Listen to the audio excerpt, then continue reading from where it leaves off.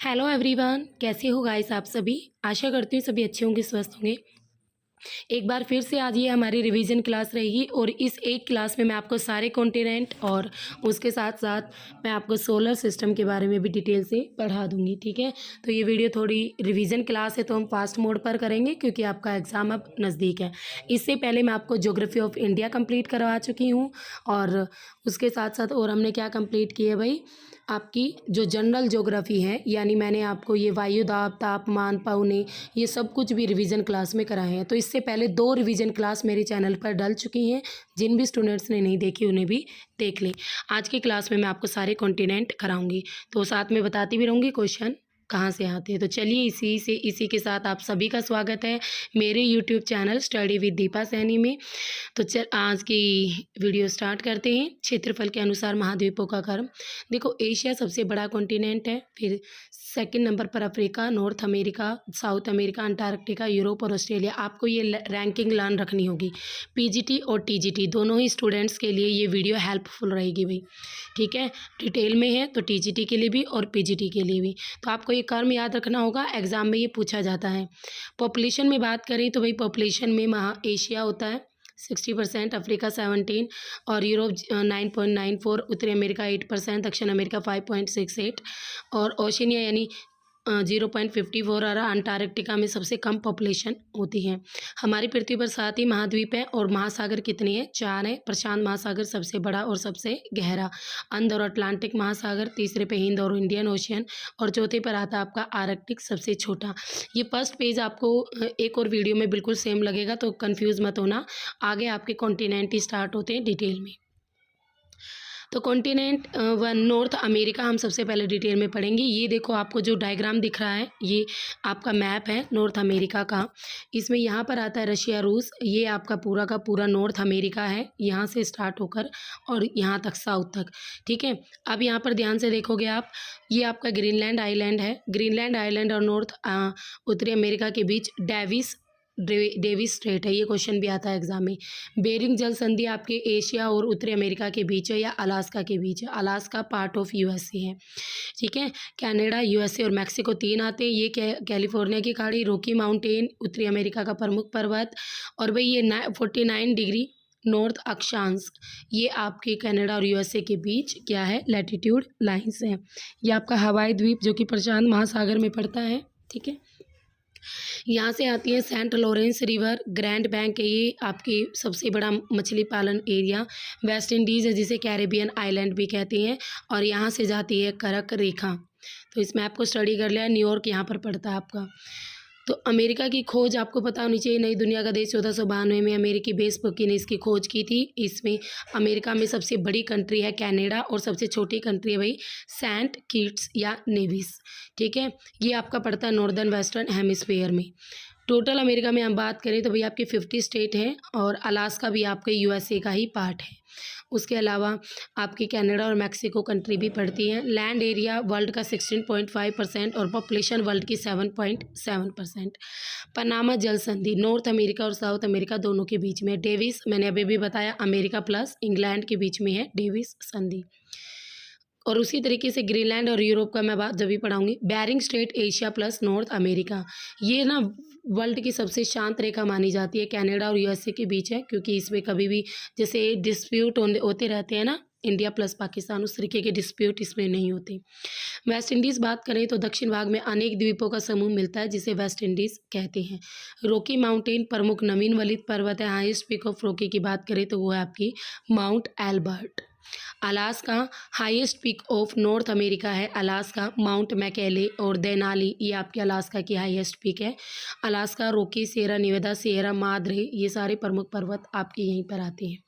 Mississippi longest river of North America के नाम से जानी जाती है। मिसिसिपी पक्षी पंजा का डेल्टा बनाती है। बर्ड फुट डेल्टा चौथी सबसे लंबी रिवर है।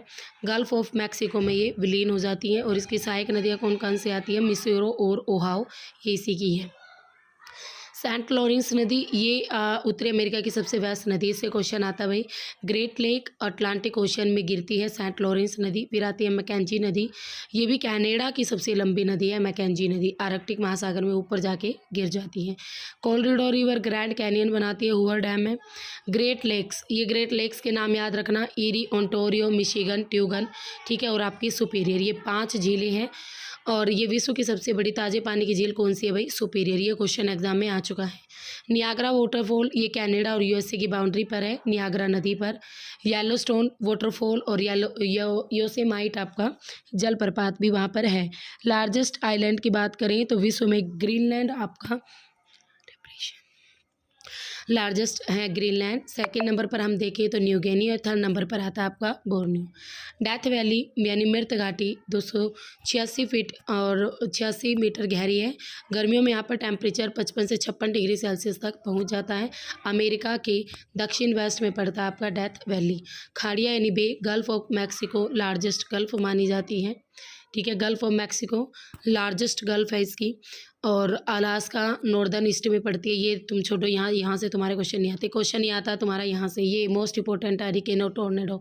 यूएसए के दक्षिण पूर्वी तट पर जो भी साइक्लोन आते हैं उन्हें हरिकेन और टोर्नेडो के नाम से जानते हैं। दूसरा आपका जो क्वेश्चन आता है बार बार एग्जाम में, वो यहाँ से आता है, टीजीटी और पीजीटी, ठीक है, यहाँ से आता है आपका क्वेश्चन। प्रेरी और प्रेरीज के, अफ्रीका में जो भी आपके टेम्परेट ग्रास लैंड है यानी शीतोष्ण कटिबंधीय घास के मैदान है, उन्हें प्रेरी और प्रेरीज के नाम से जानते हैं। इसे bread basket of the world भी कहते हैं, यानी विश्व की रोटी की टोकरी। क्यूबा आइलैंड, क्यूबा द्वीप गन्ने का भी प्रमुख उत्पादक होने के कारण चीनी की कटोरा भी कहा जाता है Cuba island. Red Indian, America के मूल निवासियों को रेड इंडियन के नाम से जानते हैं। सिलिकॉन वैली, सैन फ्रांसिस्को में स्थित जो सिलिकॉन वैली है वो कंप्यूटर और सॉफ्टवेयर उद्योगों के लिए फेमस है। भारत की सिलिकॉन वैली एग्जाम में पूछी जाती है, कौन है? तो बेंगलुरु को बोला जाता है, कर्नाटका के अंदर। ग्रैंड सिटी टर्मिनल, देखो ग्रैंड सिटी जो टर्मिनल है वो विश्व का सबसे बड़ा रेलवे स्टेशन है, वर्ल्ड का सबसे बड़ा रेलवे स्टेशन है ग्रैंड सिटी टर्मिनल। न्यूयॉर्क के अंदर ये पड़ता है। 100 डिग्री वेस्ट लॉन्गिट्यूड, ये आपके 100 डिग्री पश्चिमी देशांतर इसी कॉन्टिनेंट के बीच में से गुजरती है। ग्रैंड बैंक आपको बताया था सबसे बड़ा मत्स्य क्षेत्र है न्यू फाउंडलैंड आइलैंड। एक पर ये क्वेश्चन ये आया था कि जो ग्रैंड बैंक है वो किस आइलैंड पर है, तो न्यू फाउंडलैंड आइलैंड पर है। न्यूयॉर्क के बारे में बात करें, सबसे बेस्ट हाई अड्डा विश्व का यहीं पर है। पहला तेल कुआं अमेरिका के पेंसिल्वेनिया में खोदा गया था। और विश्व की सबसे बड़ी सोने की खान ओंटारियो कनाडा में है, ठीक है। अलास्का की बात करें 49 स्टेट ऑफ यूएसए है। रशिया से इसे 1867 में ख़रीदा था। 1959 में इसे स्टेट के रूप में एडमिट किया गया था, स्वीकार किया गया था। एरिया के अकॉर्डिंग ये सबसे बड़ा राज्य है, सबसे बड़ा स्टेट है। और लिस्ट डेंसिटी का सबसे कम घनत्व यहाँ देखने को मिलता है। हवाई लैंड की बात करिए 50 स्टेट ऑफ यूएसए है। क्या है? 50 स्टेट ऑफ यूएसए।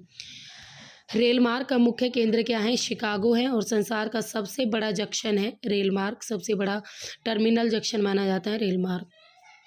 देखो कनाडा में सबको पता है बर्फ़ पड़ी रहती है, तो कनाडा का जो उत्तरी पार्ट है उसे टुंड्रा कहते हैं। लकड़ी काटना यहाँ के लोगों का मुख्य व्यवसाय है। लकड़ी काटने वालों को लंबरजैक के नाम से जाना जाता है। संसार की सबसे बड़ी सी पोर्ट न्यूयॉर्क में है, ये भी यूएसए में है। और सबसे बड़ा राष्ट्रीय उद्यान येलोस्टोन नेशनल पार्क, और सबसे पहला नेशनल पार्क भी आपका यही है। उसके बाद ये आते भाई आपकी नॉर्थ अमेरिका के अंदर डेजर्ट एरिया। ये कुछ डेजर्ट है जैसे सिएरा निवेदा, मांड्रे, ग्रेट बेसिन, मोजावे, सोनार और सोनरन, ये एग्जाम में आ चुके हैं। सिएरा निवेदा आ चुका है। और चूहुआवा डेजर्ट, ये सारे डेजर्ट नॉर्थ अमेरिका में पड़ते हैं जो कि एग्जाम में पूछे जाते हैं। सेकंड कॉन्टिनेंट आता है आपका साउथ अमेरिका। जैसे कि आपको दिख रहा है यहाँ पर साउथ अमेरिका में टोटल 12 कंट्रीज़ हैं, ये आप गिन लेना। देखो Colombia, Venezuela, Guyana, Suriname, French Guiana यहाँ पर आ गई। फ्रेंच गुआना है ये भाई, ये ब्राज़ील है, ये पराग्वे, ये उरुग्वे, ये आपका अर्जेंटीना, ये चिली, ये पेरू, और ये बोलिविया, और ये इक्वेडोर। तो इस तरीके से 12 कंट्रीज़ हैं। और अगर एरिया के अकॉर्डिंग बात करें तो चौथा सबसे बड़ा कॉन्टिनेंट है। 1/8 पार्ट जो है लैंड सरफेस से कवर है। साउथर्न हेमिस्फीयर में ये पड़ता है 0 डिग्री और 23.5 डिग्री साउथ में मकर रेखा में से ये गुजरता है। लैटिन अमेरिका, दक्षिण अमेरिका प्लस मध्य America plus Mexico plus West Indies, इनको सबको आपस में मिला के लैटिन अमेरिका नाम दिया जाता है। और इसको देखो भाई बर्ड आपका कॉन्टिनेंट भी कहते हैं, bird continent it is called is bird continent. Why? क्योंकि आपकी 30,000 से भी मोर देन 30,000 आपकी अलग अलग टाइप्स मिलती हैं बर्ड्स की। यहाँ पर न्यूट्राइज और रिया जैसे जो पक्षी है वो यहीं पर देखने को मिलते हैं। हमिंग बर्ड से बिल्कुल स्मॉलेस्ट स्पैरो यानी सबसे छोटी चिड़िया ये भी आपके यहीं पर मिलती है।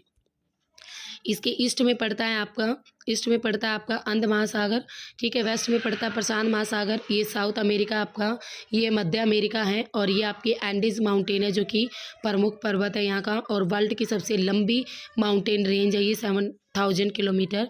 और दूसरी सबसे ऊंची पर्वत श्रृंखला, हाईएस्ट पीक की बात करें एकांक गुहा है 6,960 मीटर, ठीक है। अर्जेंटीना और चिली के बॉर्डर पे मिलती है ये एंडीज माउंटेन। 7 कंट्रीज़ में है। नॉर्थ में चिम्बाराजो, कोटोपैक्सी, ये दोनों के दोनों आपके ज्वालामुखी पर्वत है। सेंट्रल एंडीज़ की बात करें सबसे ज़्यादा वाइड है, सबसे ज़्यादा विस्तृत है। बोलिविया पठार, ये भी देखो, ये आप मैप देख लो, इससे पता चल जाएगा। आपको पता होनी चाहिए कि कौन से कॉन्टिनेंट में कौन से प्लेट्यू है, ये एग्जाम में आते हैं। ये गयाना हाईलैंड है, ये बोरेमा है, ये माटो गरासो है, पेंटागोनिया प्लेट्यू है, बोलिविया पठार है। तो ये सारे के सारे आपके इसमें आते हैं। ड्राइएस्ट प्लेस की बात करें तो जो ड्राइएस्ट प्लेस है वो है आपका Atacama desert. Highest active volcano की बात करें ओजस डल सैलेडो है। हाईएस्ट नेविगेबल लेक की बात करें तो वो पड़ेगी भाई आपकी टीटीकाका, पेरू और बोलिविया के बीच में। हाईएस्ट वाटरफॉल पड़ेगा एंजिल वाटरफॉल, कैरो नदी, वेनेजुएला।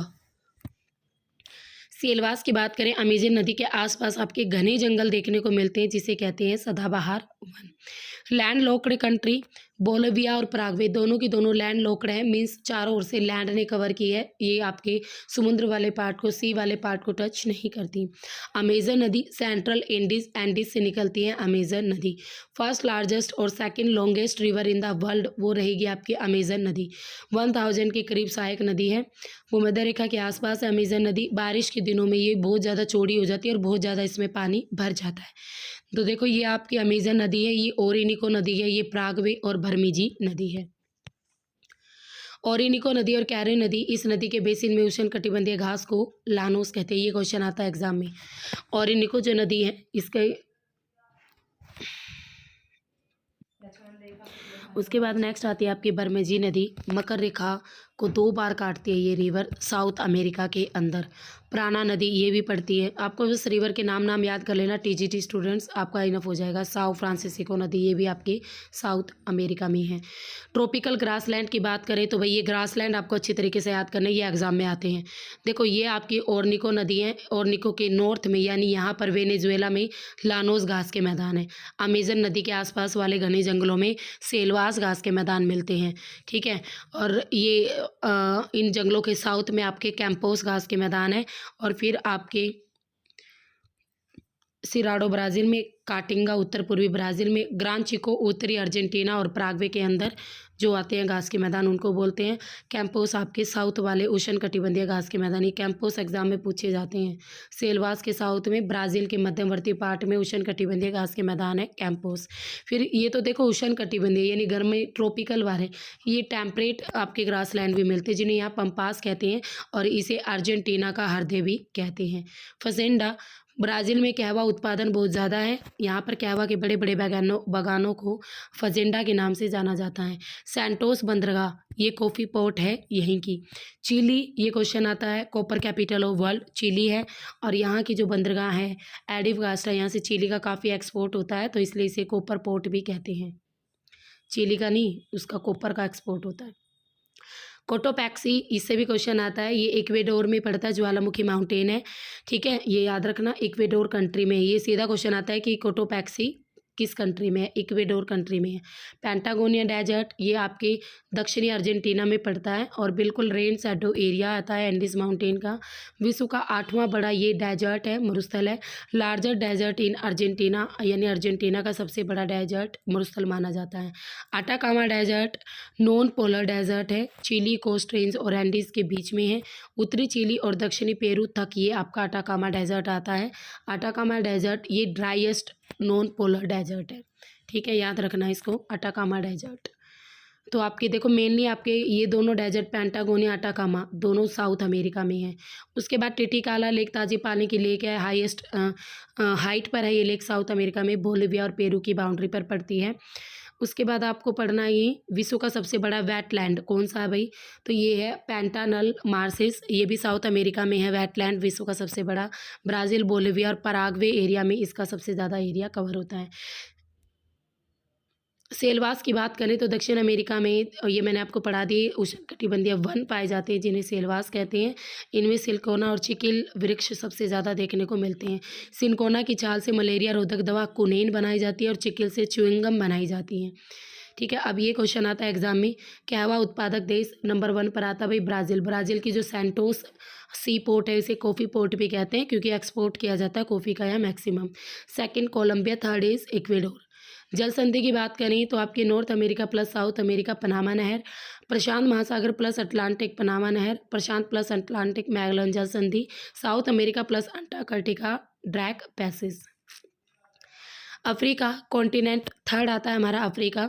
देखो अफ्रीका में आपको डायग्राम देखो, इसका प्रमुख पर्वत है भाई एटलस माउंटेन, ऊपर भूमध्य सागर पड़ता है, इस साइड अटलांटिक महासागर और इस साइड आपका क्या पड़ता है एशिया कॉन्टिनेंट, और यहाँ पर पड़ता है इंडियन ओशियन। ठीक है, ये है इसकी सबसे गहरी भ्रंश घाटी, ये है लेक विक्टोरिया लेक, ये नील नदी विश्व की सबसे लंबी नदी ये वाली नील, ये पतला सा लाल सागर है, ये स्वेज नहर है, भूमध्य सागर और लाल सागर दोनों को जोड़ती है स्वेज नहर, ये काला सागर है, ये सहारा मरुस्थल है, विश्व का सबसे बड़ा डेजर्ट अफ्रीका के अंदर, ये जिब्राल्टर जल संधि है जो भूमध्य सागर और अटलांटिक महासागर के बीच है जिसे भूमध्य सागर की कुंजी भी कहते हैं।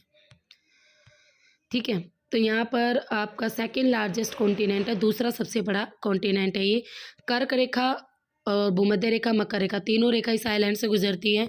ये तंजानिया कंट्री आती है, ये आपको याद रखनी है, केनिया आती है, इथोपिया आती है, कालाहारी डेजर्ट यहाँ पर पड़ता है। ठीक है, ये सारी चीज़ें। भूमध्य रेखा, कर्क रेखा और मकर रेखा तीनों अफ्रीका में से गुजरती हैं। यूरोप प्लस अफ्रीका, भूमध्य सागर, जिब्राल्टर जल संधि, एशिया प्लस अफ्रीका, स्वेज नहर प्लस लाल सागर, ओशन महाद्वीप, पठारी महाद्वीप, काला और अंध महाद्वीप और गर्म महाद्वीप, इन सब नामों से जाना जाता है अफ्रीका महाद्वीप। भूमध्य रेखा, कर्क और मकर रेखा तीनों ये इसमें से गुजरती है, तो आपको पता है। मेडागास्कर जो कि अफ्रीका का प्रमुख आइलैंड है या बड़ा आइलैंड है, वर्ल्ड में ये आपके चौथे नंबर पर आता है। ठीक है, प्रमुख पर्वत एटलस की बात करें, आपके मोरक्को, अल्जीरिया और ट्यूनीशिया आते हैं। सबसे ऊंची चोटी है जबेल टाउबकाल 4167 मीटर, युवा और मोड़दार पर्वत है ये आपका जो एटलस माउंटेन है अफ्रीका का प्रमुख माउंटेन है। किलिमंजारो पर्वत तंजानिया कंट्री में है 5895 मीटर, पूर्वी उच्च पठार पर यह स्थित है और प्रक्षुब्ध ज्वालामुखी है, सबसे ऊंचा शिखर है अफ्रीका का। माउंट केनिया दूसरा सबसे ऊंचा पर्वत है अफ्रीका का, पहला तो किलिमंजारो है और दूसरा माउंट केनिया है, दोनों याद रखना। किलिमंजारो से एक बार ये क्वेश्चन आया था कि किस कंट्री में है, तो तंजानिया कंट्री ज़रूर याद रखना भाई। डेजर्ट सहारा डेजर्ट के बारे में, वर्ल्ड लार्जेस्ट हॉटेस्ट आपका डेजर्ट है ये, 11 कंट्रीज़ में ये एक्सपेंडेड है। ठीक है, एरिया आता है 92 लाख किलोमीटर स्क्वायर और हाईएस्ट पिक्स हैं आपकी एमी कोसी 3415 मीटर इसके हाइट है, और रेग पाए जाते हैं, सैंड ड्यून्स भी यहाँ पर देखने को मिलते हैं। कालाहारी मरुस्थल बोत्सवाना देश में है। देखो कालाहारी जो मरुस्थल है वो आपके बोत्सवाना देश में है, ये भी क्वेश्चन आ चुका है। कालाहारी डेजर्ट अफ्रीका में सबको पता है, बट वो किस कंट्री में पड़ता है, बोत्सवाना में। बोत्सवाना, नामीबिया ये सारी की सारी साउथ अफ्रीका में है। डायमंड माइनिंग होती है, ऑरेंज रिवर बहती है यहाँ पर। कालाहारी का मीनिंग होता है सैंड पीपल, ये पीजीटी में एक बार क्वेश्चन पूछा गया था, कालाहारी का मीनिंग क्या होता है, sand people. Namib desert coastal desert है, अंगोला नामीबिया कंट्री में है, साउथ अफ्रीका में भी आपका यही डेजर्ट है। साहिल सहारा मरुस्थल प्लस ग्रासलैंड, पानी की कमी है, ओवर ग्रेजिंग देखने को मिलती हैं, और 5900 किलोमीटर एरिया में ये बेल्ट है। रिवर्स की बात करें, नदियाँ, नील नदी है यही विश्व की सबसे लंबी नदी है, 6693 किलोमीटर लंबी है। नाइजर, कांगो, नील नदी, जैम्बीजी नदी, लिम्पोपो नदी, ऑरेंज नदी, ये सारी रिवर्स आपकी किस में हैं, सारी की सारी रिवर्स आपकी अफ्रीका ही कॉन्टिनेंट में। नील नदी पर असवान बांध भी है, डैम भी पूछा गया था एक बार, ये असवान डैम। वाइट नील, ब्लू नील, दो सहायक नदियां हैं जो आके चलकर ट्राइब्यूटरीज आपकी नील नदी में मिल जाती है, बुरूडी उच्च पठार से ये निकलती हैं। कांगो और जायरे नदी मध्यवर्ती अफ्रीका की प्रमुख रिवर है जो भूमध्य रेखा को 2 बार काटती है और बिल्कुल गहरी नदी है। नाइजर नदी रिवर ऑफ पाल्म ऑयल यानी ताड़ के तेल की नदी के नाम से ये जानी जाती है। लिम्पोपो नदी मकर रेखा को 2 बार काटती है भाई लिम्पोपो नदी। ऑरेंज नदी कालाहारी मरुस्थल में से बहती है। जैम्बेजी नदी विक्टोरिया जलप्रपात बनाती है और जैम्बेजी नदी पर आपका करीबा बांध भी बना हुआ है। विक्टोरिया झील अफ्रीका की प्रमुख और सबसे बड़ी झील है, एकमात्र झील जिसमें भूमध्य रेखा गुजरती है। 3 श्रृंग देखने को मिलते हैं आपके, कहाँ गया, हाँ ये रहा, ठीक है ये छोड़ो। इथोपिया को रूफ ऑफ अफ्रीका कहते हैं। ये क्वेश्चन भी एग्जाम में आ चुका है। और इसकी सबसे टॉलेस्ट जो पिक है वो है रास दशन। भ्रंश घाटी विश्व की सबसे लंबी भ्रंश घाटी मैंने अभी आपको दिखाई जो अफ्रीका के सेंटर से है, वो आपकी विश्व की सबसे लंबी भ्रंश घाटी है, मोजाम्बिक तक फैली हुई है। रिफ्ट वैली अफ्रीका की महान भ्रंश घाटी है भाई, rift valley, great rift valley. Cape काहिरा रेल मार्ग अफ्रीका का सबसे लंबा रेल मार्ग है, केप काहिरा रेल मार्ग, ठीक है। मिस्र से केप टाउन तक आपका फैला हुआ है केप काहिरा रेल मार्ग। साउथ अफ्रीका सोने की खान मिलती है यहाँ, जोहान्सबर्ग। विश्व की सबसे बड़ी हीरे की खान यानी किम्बरले, ये भी आपकी साउथ अफ्रीका में ही मिलती हैं।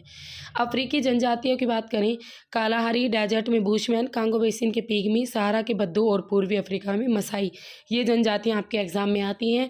आपको याद रखनी है कौन से पार्ट में कौन सी जनजाति मिलती हैं। ग्रासलैंड, ये क्वेश्चन भी आता है भाई, सवाना बोलते हैं अफ्रीका में उष्ण कटिबंधीय ग्रासलैंड को, और शीतोष्ण घास के मैदान को वेल्स के नाम से जाना जाता है। ये दोनों ही क्वेश्चन एग्जाम में पूछे जाते हैं। स्वेज नहर भाई कब बनी थी, सबसे पहला क्वेश्चन तो यही आता, तो स्वेज नहर बनी थी भाई आपकी 1869 में। क्या आ जाता है पता नहीं, 1 मिनट। स्वेज नहर बनी थी 1869 में। 165 किलोमीटर लंबी है, पार करने में 36 घंटे लगते हैं, 18 घंटे लगते हैं, ये याद रखना। स्टार्ट होती है पोर्ट सईद से और भाई आपकी एंड होती है स्वेज पोर्ट पे। लंबाई चौड़ाई और गहराई ये भी आपको लर्न रखनी है। सहारा डेजर्ट, अब इनसे कौन कौन सी हवा चलती है, एक तो चलती है भाई सिरोको हवा, और ये सहारा डेजर्ट से चलती है मेडिटेरियन ओशन की ओर चलने वाली गर्म हवा है। भूमध्य रेखा से नमी धारण करने के बाद इटली में ये वर्षा भी करती है, इटली में इसे सिरोको बोलते हैं, और ट्यूनीशिया में इसे चिली के नाम से जाना जाता है। खमसीन, सहारा मरुस्थल में चलने वाली धूल भरी आंधियों को खमसीन कहते हैं। ये छोड़ो। वर्ल्ड की सबसे लंबी फ्रेश वाटर लेक टैगिनेका लेक है, सेकंड डीपेस्ट भी है, बिल्कुल खारी गहरी आपकी झील भी है। वर्ल्ड की 5 लार्जेस्ट आइलैंड, ग्रीनलैंड अटलांटिक महासागर, New Guinea Oceania, Borneo Asia में है, मेडागास्कर अफ्रीका, बैफिन आइलैंड आपकी अमेरिका और अटलांटिक महासागर में पड़ता है। ऑस्ट्रेलिया की बात करें तो यह भाई आपका ऑस्ट्रेलिया, क्वींसलैंड है यहाँ पर, जहाँ पर आपकी वर्ल्ड की सबसे लॉन्गेस्ट, यह सबसे लंबी क्या है, परवाल बीती भी है। ये आपका डार्विन पड़ता है, Western Australia, Southern Australia, New South Wales है, ब्रिस्बेन है, सिडनी, कैनबरा, विक्टोरिया, ये यहाँ पर पड़ते हैं। कैपिटल ऑफ ऑस्ट्रेलिया क्या है भाई, कैनबरा है। ऑस्ट्रेलिया कॉन्टिनेंट में क्या क्या आता है, ऑस्ट्रेलिया तस्मानिया आता है, ये रहा तस्मानिया, ठीक है, ऑस्ट्रेलिया का प्रमुख आइलैंड है ये, और पपुआ न्यू गिनी ये भी आइलैंड है जो कि ऑस्ट्रेलिया के ईस्ट में पड़ता है। ऑस्ट्रेलिया मेन लैंड कंट्री में क्या आती है, सिर्फ ऑस्ट्रेलिया और तस्मानिया इसका आइलैंड आता है। ओशिनिया की बात करें, ऑस्ट्रेलिया प्लस न्यूजीलैंड प्लस आपका न्यूजीलैंड, न्यूजीलैंड ओशिनिया का ही पार्ट है, और जीलैंडिया आपकी ओशिनिया का पार्ट माना जाता है नहीं, ठीक है, ये थोड़ा सा पढ़ लो। देखो न्यू कैलेडोनिया इसको बोलते हैं, और न्यूजीलैंड आपका ये है, और जीलैंडिया आपका इस तरीके से है। तो इनका 94% जो एरिया है वो पानी के अंदर है। अभी तक जीलैंडिया कॉन्टिनेंट नहीं है, पर इसे शायद फ्यूचर में इसे कॉन्टिनेंट हम मान सकते हैं जीलैंडिया को। 8 कॉन्टिनेंट आपका ये बन सकता है। आप पहले ना इसके आइलैंड देखो, ये आइलैंड पीजीटी ज्योग्राफी वाले ज़रूर देखना। ये है पूरा का पूरा मेलानेशिया आइलैंड। कौन सा आइलैंड है, मेलानेशिया आइलैंड, ठीक है। ये है माइक्रोनेशिया आइलैंड, ये है पपुआ न्यू गिनी island, Micronesia, Melanesia, Papua New गिनी आइलैंड, और भाई ये है आपका पोलिनेशिया आइलैंड, ठीक है। तो मेलानेशिया एक बार आई थिंक क्वेश्चन आया था कि इनमें कौन कौन से आइलैंड आते हैं, जैसे भाई आपका मेलानेशिया में फिजी आता है, वानावातु आता है, सोलेमन आता है। माइक्रोनेशिया में पलाव आता है, नोरू आता है, किरिबाती आता है। पपुआ न्यू गिनी में तो वो खुद ही एक आइलैंड है। आपके पोलिनेशिया में आता है तुवालू, सामोआ और टोंगा। तो ये आइलैंड पीजीटी स्टूडेंट्स ध्यान से देख लेना, एग्जाम में पूछे जाते हैं। अब आता है आपका ग्रेट ऑस्ट्रेलियन बेसिन। इसमें कुछ आपके उत्सृप्त कुएं भी हैं, वेल्स भी हैं। Great Sandy desert area, Gibson desert और विक्टोरिया डेजर्ट, ये तीनों आपके ऑस्ट्रेलिया में हैं।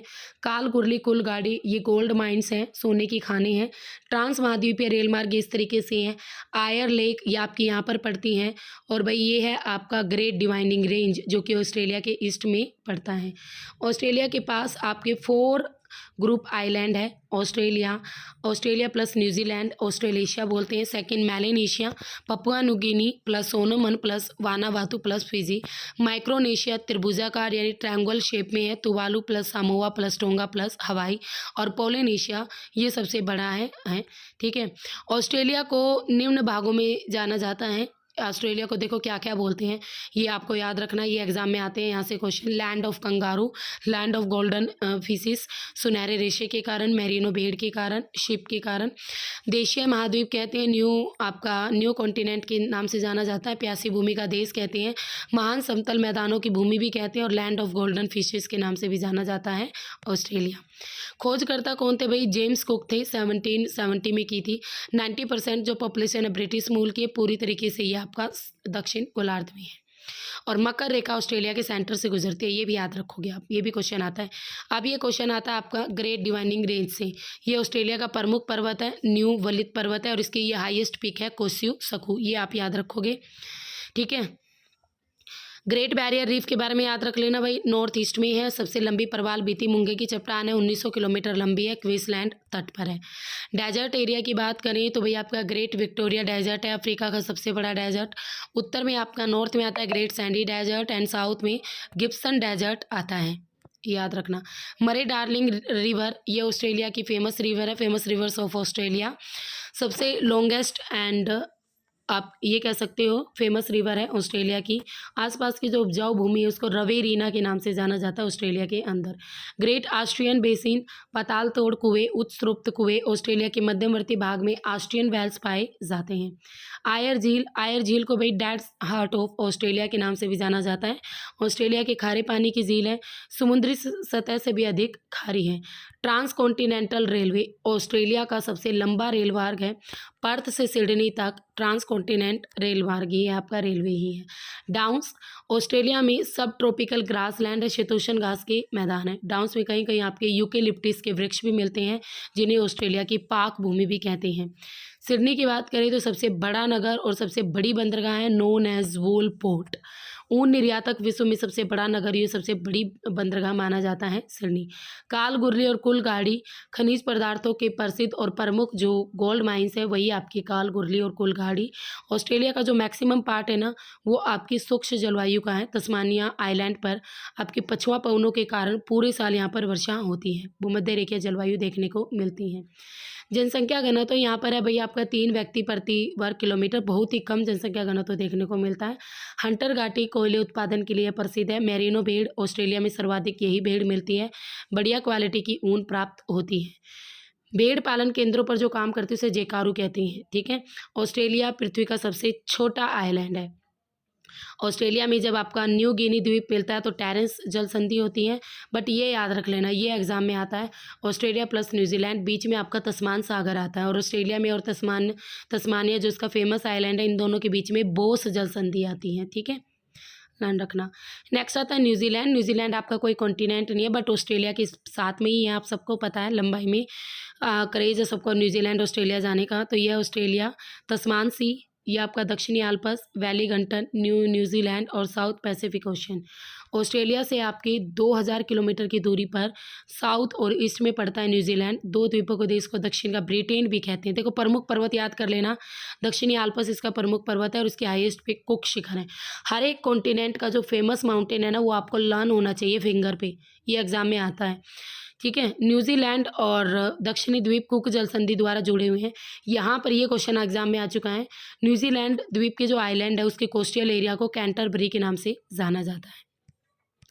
यहाँ के मूल निवासी मायोरी नस्ल के, ये क्वेश्चन भी आ चुके हैं। वेलिंगटन ऑकलैंड फेमस सिटी है न्यूजीलैंड की। ऑस्ट्रेलिया प्लस न्यूजीलैंड, तस्मान सागर अभी अभी मैंने पढ़ाया। वेलिंगटन आपकी कैपिटल ऑफ न्यूजीलैंड है। ऑकलैंड प्राकृतिक, ओहो, ऑकलैंड आपका अगर हम बात करें प्राकृतिक और प्रमुख बंदरगाह यहाँ का, ठीक है। और स्टीवोर्ट द्वीप ये न्यूजीलैंड का तीसरा बड़ा द्वीप है। नेक्स्ट आता है अंटार्कटिका, फिफ्थ कॉन्टिनेंट, श्वेत महाद्वीप है, विश्व का पांचवा बड़ा महाद्वीप है, कोई पॉपुलेशन नहीं रहती, चारों ओर बर्फ ही बर्फ है। फेब्रिंग वेलिंगशोसन ने इसकी खोज की थी। इसमें 3 अनुसंधान केंद्र हैं भाई।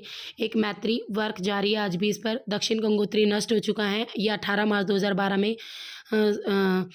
भारतीय स्टार्ट हुआ है। तीसरा 18 मार्च 2012 से दक्षिण गंगोत्री अब आपका नष्ट हो चुका है, ये याद रखना। 66.5 डिग्री साउथ दक्षिणी अक्षांश रेखा इसी महाद्वीप के चारों ओर स्थित है।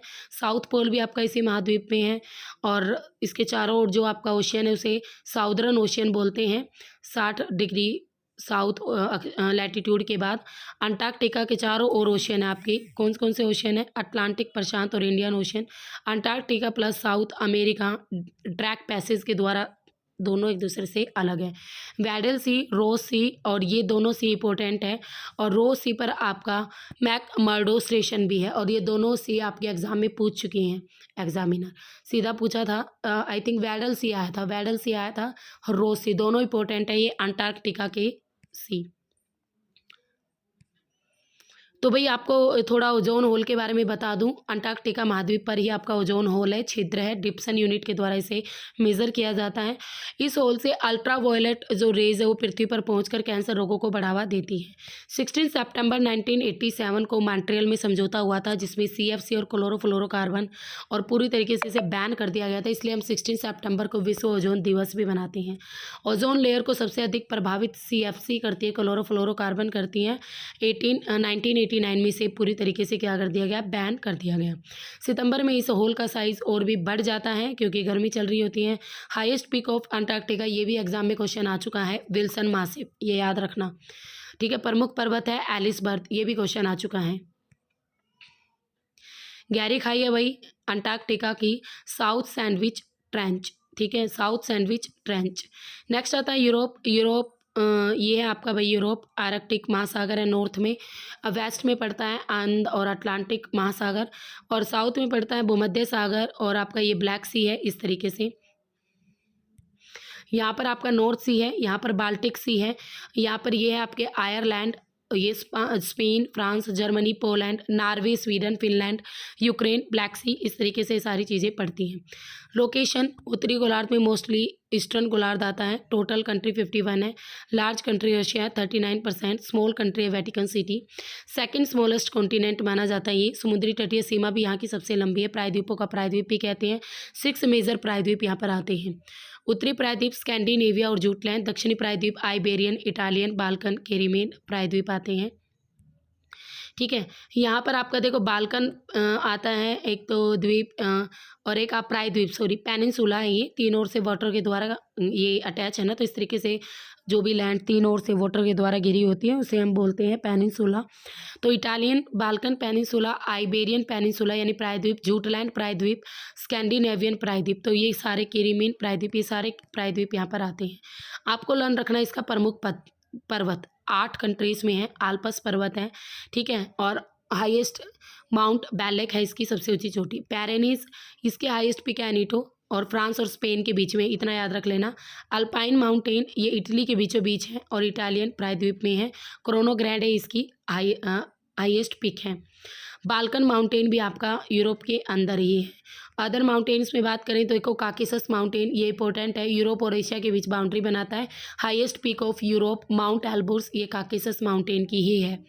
Ural mountain Europe plus Asia, Russia और कजाकिस्तान के बीच आपकी बाउंड्री बनाता है।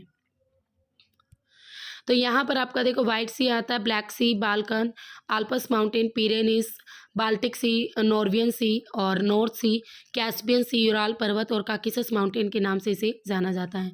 नदियों की बात करें तो राइन नदी बिगेस्ट ऑफ द वर्ल्ड, व्यस्त नदी होती है। कोयना नदी बैकबोन ऑफ यूरोप के नाम से जानी जाती है। आंतरिक परिवहन अधिक होता है। स्विट्जरलैंड टू नॉर्थ सी की ओर है राइन नदी बहती है। वोल्गा नदी यूरोप की सबसे लॉन्गेस्ट रिवर है, सबसे बड़ी नदी है और रूस से इसे जोड़ती है। Danube river second longest river of Europe, Germany to काला सागर ये बहती है। सर्वाधिक आपकी कैपिटल्स में से भी होकर गुजरती है डैन्यूब नदी। पो नदी की बात करें, इसे इटली की गंगा, पवित्र और सबसे लंबी नदी माना जाता है और एड्रियाटिक आपकी सी से फ्लो करती हैं पो नदी। टैम्स को इटली की गंगा भी कहते हैं। कैपिटल लंदन इसी के किनारे पर बसी हुई है, ये भी आप लर्न रखोगे। ठीक है, ये सारी की सारी रिवर्स का मैप है, आप वीडियो पॉज करके देख लेना।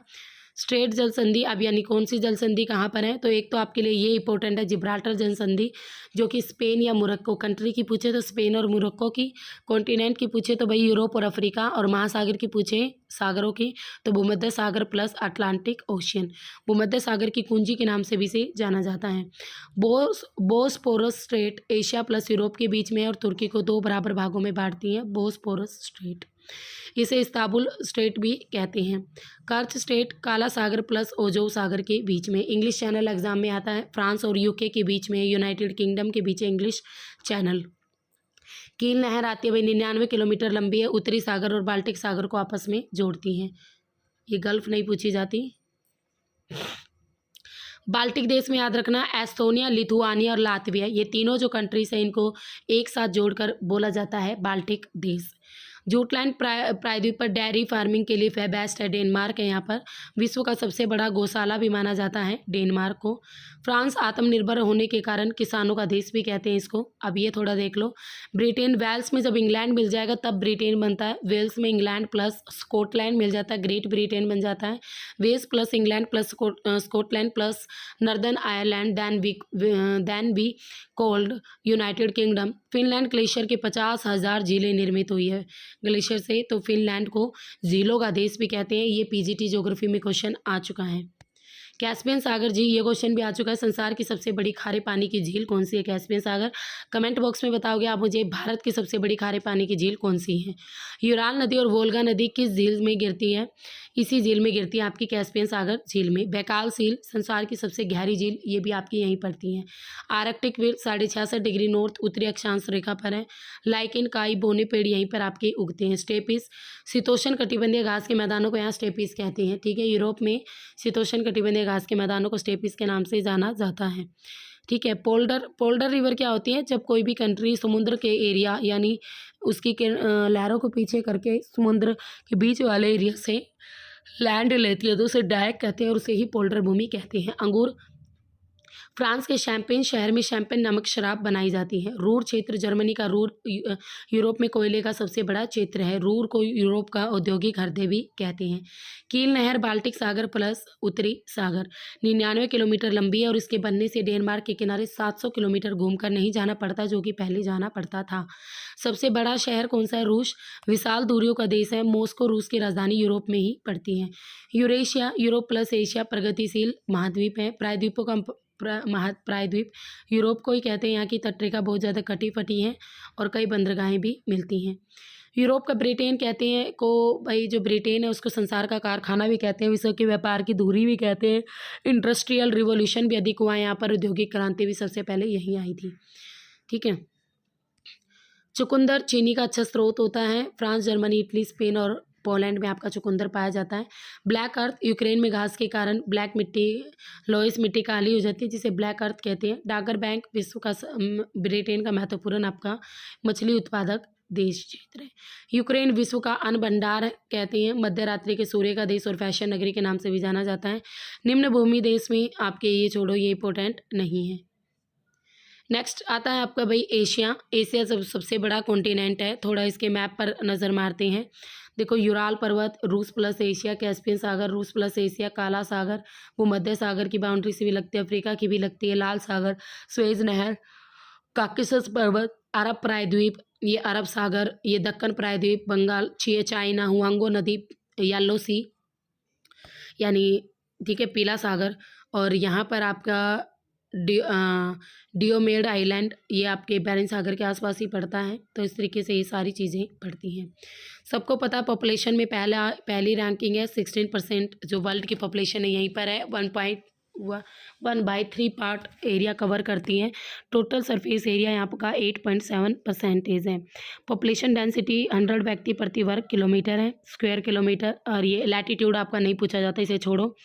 एशिया प्लस अफ्रीका शिनाई प्रायद्वीप है, यहाँ रेड सी है और स्वेज नहर है। ये बाउंड्री बना रहे हैं एशिया प्लस यूरोप, यूराल पर्वत, Caspian Sea, Caspian mountain and काला सागर। Asia plus Oceania, Papua New Guinea, पश्चिमी भाग Indonesia. Asia plus North America, Diomede Island, west part Asia, Bering सागर।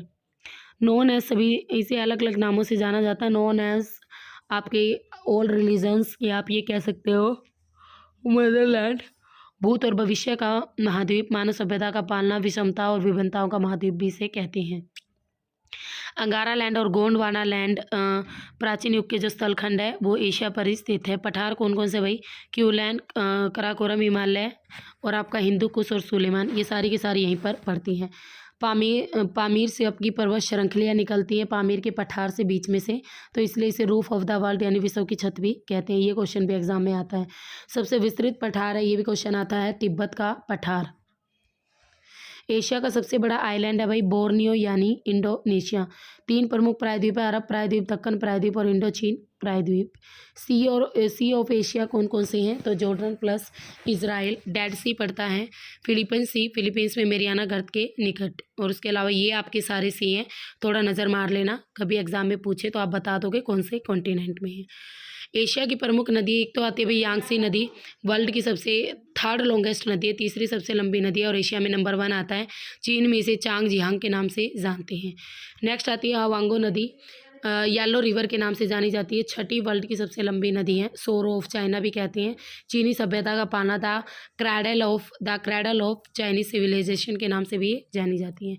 विश्व की 10 लंबी नदियाँ कौन कौन सी हैं? एक तो आती है भाई आपकी नील नदी अफ्रीका, अमेजन दक्षिण America, Yangtze Asia, Mississippi north America, Yenisei Asia रूस, वांगो चीन, ओब रूस, प्राना दक्षिण अमेरिका, कांगो एंड जायरे अफ्रीका सबसे गहरी रिवर होती हैं, और अमूर रूस और चीन।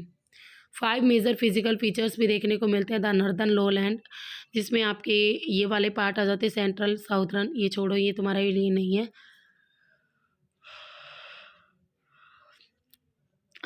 और इसके बाद आता है the island groups. Island group में कौन कौन से आइलैंड आते हैं? एशिया में इंडोनेशिया, बोर्नियो, सुमात्रा, जावा, बाली, तिमोर और सुलावासी, ये सारे आइलैंड आते हैं। विश्व का सबसे ऊंचा शिखर मिलता है भाई माउंट एवरेस्ट, 8,848 मीटर, नेपाल में। विश्व की सबसे बड़ी खारे पानी की झील कैस्पियन सागर झील है। सबसे गहरी झील भाई बेकाल झील है। विश्व का सबसे नीचा स्थान और वो झील सी लेवल से 400 मीटर नीचे, ये है आपका मृत सागर झील, जॉर्डन के अंदर, ठीक है।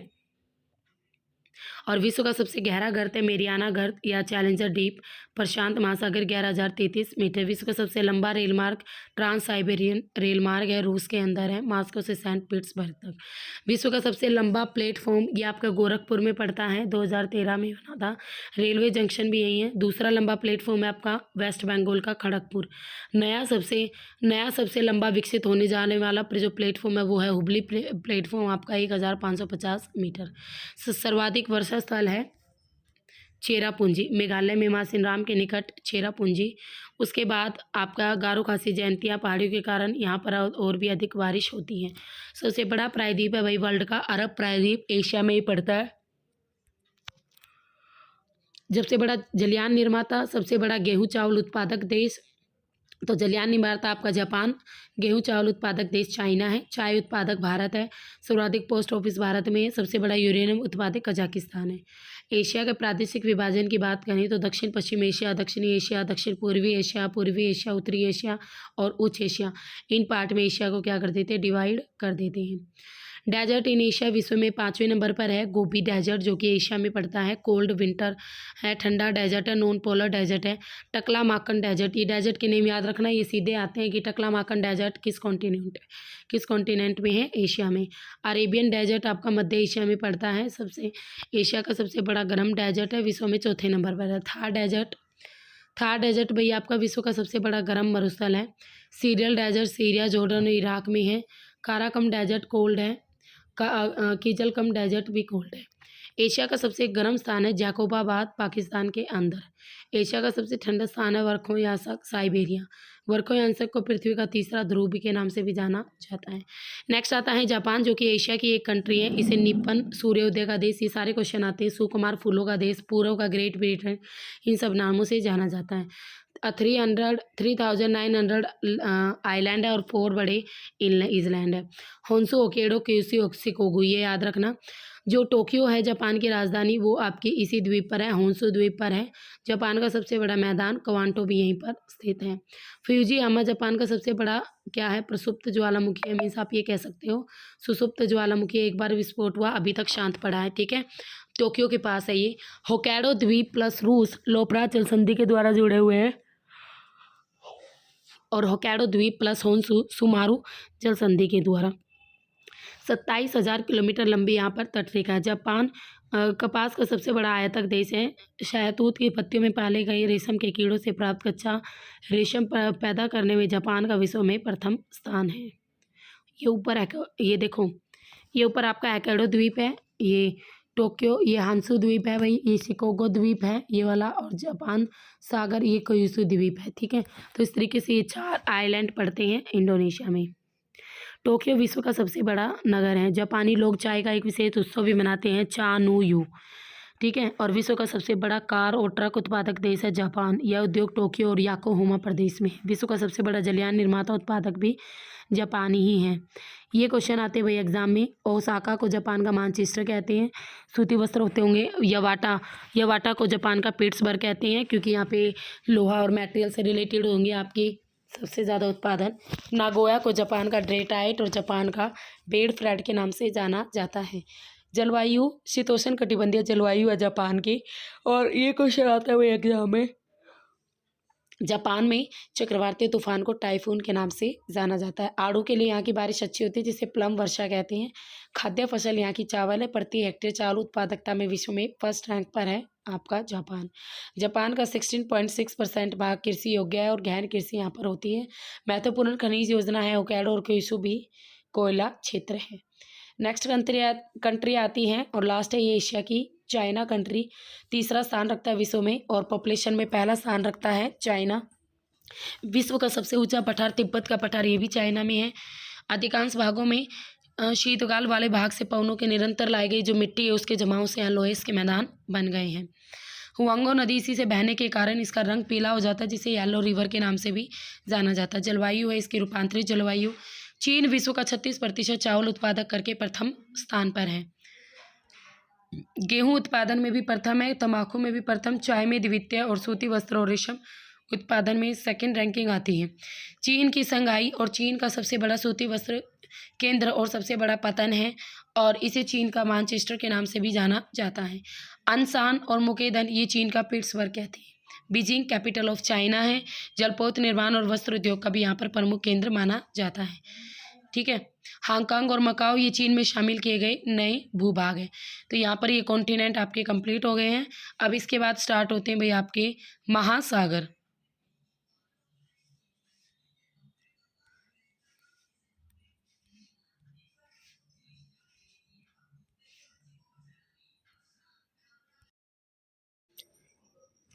ओके गाइस, तो आपके कॉन्टिनेंट होते हैं कंप्लीट। अब इसके बाद हमारे महासागर स्टार्ट होते हैं। उससे पहले आप सभी मैक्सिमम स्टूडेंट्स मेरे चैनल के साथ भी जुड़िए। मेरे चैनल का नाम है study with Deepa Saini channel, ठीक है। और इस चैनल पे आपको बहुत सारा कंटेंट भी मिलेगा, टीजीटी ज्योग्राफी का भी और पीजीटी ज्योग्राफी का भी। अगर आप अच्छी तैयारी करना चाहते हो एसएसटी टीजीटी एसएसटी की, तो काफ़ी आपको क्वेश्चंस भी एनसीईआरटी भी अवेलेबल है यहाँ पर सारी की सारी 12th क्लास तक की, ठीक है। तो study with Deepa Saini channel को भी maximum like share and subscribe कीजिए।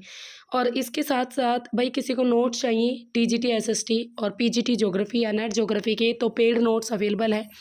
उसके लिए आपको 9728771666 नंबर पर व्हाट्सएप मैसेज करना होगा। ये पेड नोट्स रहेंगे और अचीवर्स एकेडमी ऐप पर पीजीटी ज्योग्राफी और नेट ज्योग्राफी का, क्योंकि देखो केवीएस के आपके फॉर्म निकल आए हैं, तो पीजीटी ज्योग्राफी और नेट ज्योग्राफी का आपका पेड कोर्स भी अवेलेबल है। तो वहाँ जाकर आप अपनी अभी से डिटेल में तैयारी शुरू कर सकते हैं फॉर केवीएस एग्ज़ाम। ओके, तो चलिए इसी के साथ स्टार्ट करते हैं। सबसे पहले प्रशांत महासागर। आप देखो, मैं आपको मेन बात बताऊंगी। सबसे गहरा सबसे बड़ा महासागर है, यू आकार की इसकी शेप है, ring fire of Pacific ocean, इसके जो किनारे हैं उसको बोलते हैं ring fire of Pacific ocean. विश्व का सबसे गहरा गड्ढा मेरियाना ट्रेंच भी यहीं पर है, जिसकी गहराई है 11,033 मीटर। चैलेंजर जो डीप है वो भी इसका ही सबसे गहरा पॉइंट है। अटलांटिक और अंध महासागर एरिया की बात करें, एस शेप पूछी जाती है इसकी कई बार, इसे अंध महासागर हिंदी में बोलते हैं। विश्व का सबसे बिजी महा ओशन है ये, और इसका भी उत्तरी अंत वाला पार्ट सबसे बिजी है, ये इसकी गहरी खाई है। हिंद महासागर एकमात्र महासागर किसी देश के नाम पर है, त्रिभुजाकार है। सुंडागर्त इसके सबसे गहरा गड्ढा है। अब गहराई के हिसाब से आपकी ये महासागरों का क्रम आप याद रखोगे। सबसे गहरा प्रशांत, सेकंड नंबर पर अटलांटिक, थर्ड पर हिंद और फोर्थ नंबर पर आर्कटिक महासागर आता है। अब एक एक महासागर की इंपॉर्टेंट चीज़ें, पीजीटी स्टूडेंट्स आपके लिए इंपॉर्टेंट रहेगा ये, और कई बार टीजीटी में भी यहाँ से क्वेश्चन आ जाता है, तो देख लो ध्यान से। भाई इसका क्षेत्रफल आपको लर्न रखना पड़ेगा 16.58 वर्ग किलोमीटर, 1/3 क्षेत्रफल पर है पृथ्वी के। इस महासागर का जो क्षेत्रफल है पृथ्वी के स्थलीय भाग से भी अधिक है, ठीक है। और इसके साथ साथ हाँ ये याद रखोगे आप, बेरिंग जलडमरू मध्य त्रिभुजाकार है ये, आधार इसका अंटार्कटिका महाद्वीप पर है। वेस्ट में है एशिया ऑस्ट्रेलिया, मध्यम में है आपके आइलैंड, और पूर्वी सीमा में है उत्तरी और दक्षिण अमेरिका। महाद्वीपीय मगन तट का अगर हम बात करें ज़्यादा विकसित नहीं है, यानी गहराई अधिक है इसकी महासागर की। इसकी औसत गहराई की बात करें 8,000 मीटर है। महाद्वीपीय मगन तट ऑस्ट्रेलिया के पूर्वी तट पर पूर्वी द्वीप समूह और एशिया के पूर्वी तट तक फैला हुआ है। अब ये कौन कौन से सागर आते हैं आपके प्रशांत महासागर में? बेरिंग, ओखोटस्क, जापान, पीत, चीन और जावा सागर, कोरल सागर, ये सारे आपके इसी में ही आते हैं। अब क्वेश्चन आता है पीजीटी में कटक से। इसमें सबसे महत्वपूर्ण एक कटक आती है जिसे एल्बट्रास का पठार भी कहते हैं। सीधा पूछेंगे एल्बट्रास पठार किस ओशन में है, तो प्रशांत महासागर ओशन में, ऐसे क्वेश्चन आएगा, ठीक है। एक आती है इसमें कटक फ्लैक्स जुआन फर्नांडीज कटक, ये 2 डिग्री आपके साउथ लैटिट्यूड पर पड़ती है। इसका जो वेस्टर्न पार्ट है वो 20 to 40 साउथ लैटिट्यूड के बीच एक पूरा आपका वाइड प्लेट्यू बनता है, और साउथ और ईस्ट में भी इसे प्रशांत प्लेट्यू के नाम से ये काफ़ी फेमस है। और इसी के साथ दक्षिण जैसे जैसे साउथ की ओर आप जाओगे ये बिल्कुल आपका नैरो होता चला जाता है, संकरा यानी पतला, और अंटार्कटिका कटक आती है आपके साउथ में। हवाईयन उभार ये भी आपके प्रशांत महासागर में है, ठीक है। और आपके उसके साथ साथ हवाई और होनोलुलु द्वीप ये भी आपके प्रशांत महासागर में ही हैं।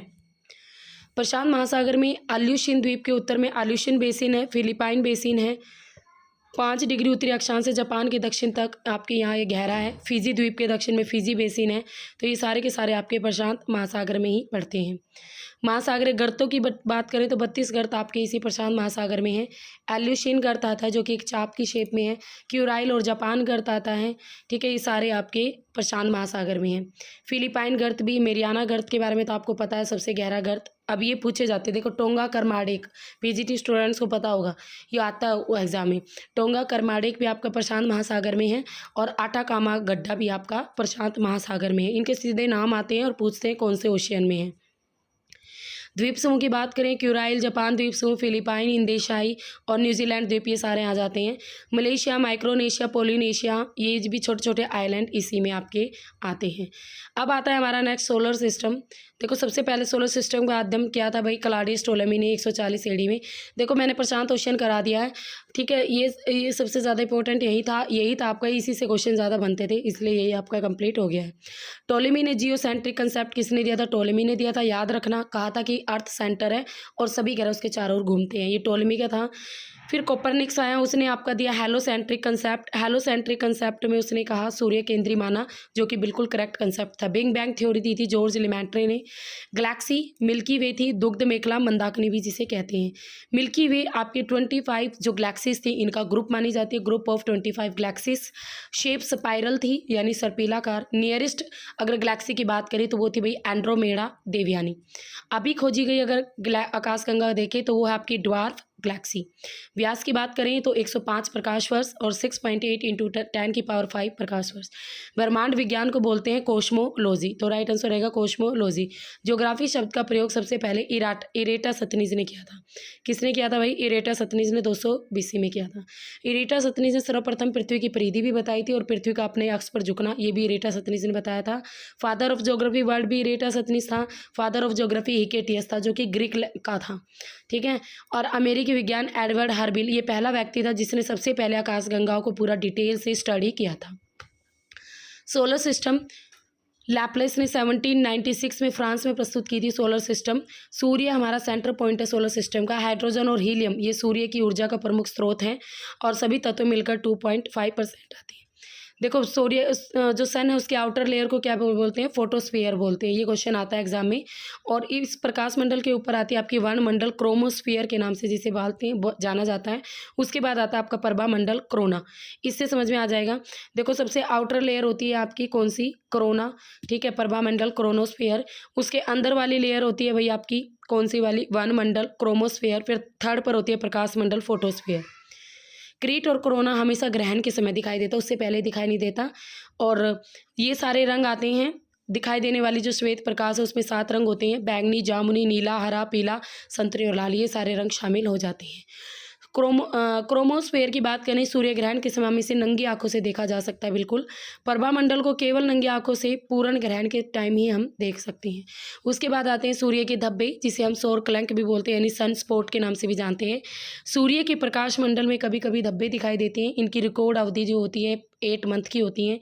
सूर्य की गैसों की सामान्य टेम्परेचर 4000 डिग्री सेल्सियस से भी कम तापमान के कारण ये बनते हैं। अब औसत दूरी की बात करें, सूर्य और पृथ्वी की औसत दूरी 14.95 करोड़ किलोमीटर है। तो 1495, 98 और 900 किलोमीटर। मैक्सिमम डिस्टेंस अपसोर बोलते हैं जिसे, एपीहिलन 15.21 करोड़ किलोमीटर, 4 जुलाई ग्रीष्म ऋतु। मिनिमम डिस्टेंस अपसोर, उपसोर, परिहिलन 40, ये आपको याद रखना, ये इंपॉर्टेंट है दोनों, ये तीनों ये एग्जाम में आते हैं। 3 जनवरी को उपसोर होता है, 14.70 करोड़ किलोमीटर डिस्टेंस रहता है। इसे शीत विषुव के नाम से जानते हैं।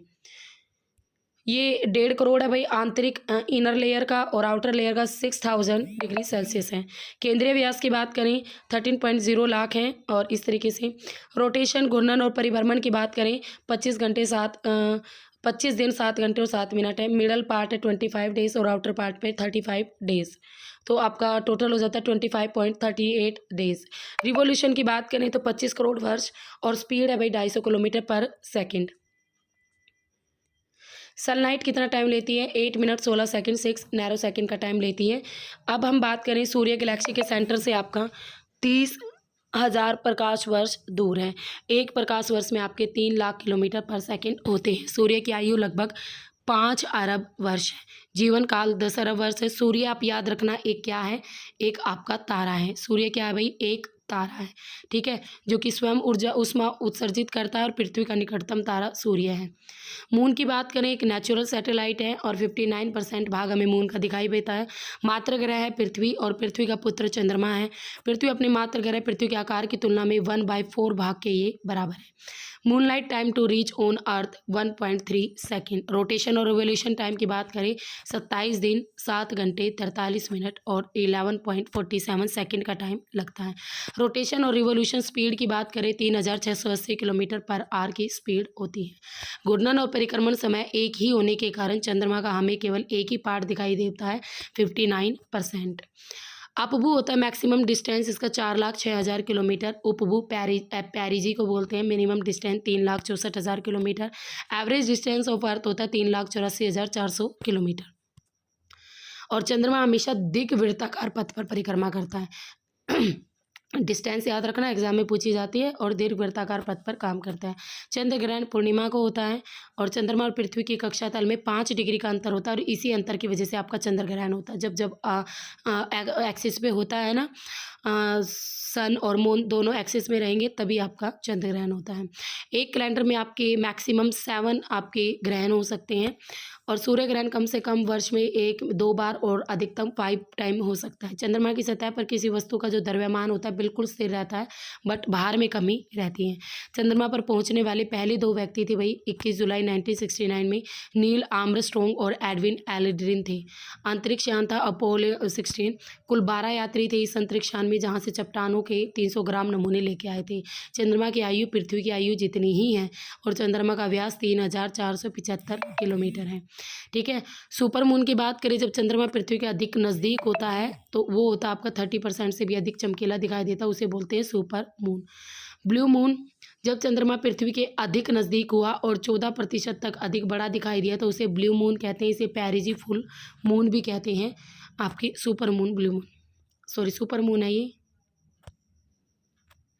30% अधिक चमकीला दिखाई दिए देगा जब, तो ये ब्लू मून आएगा भाई।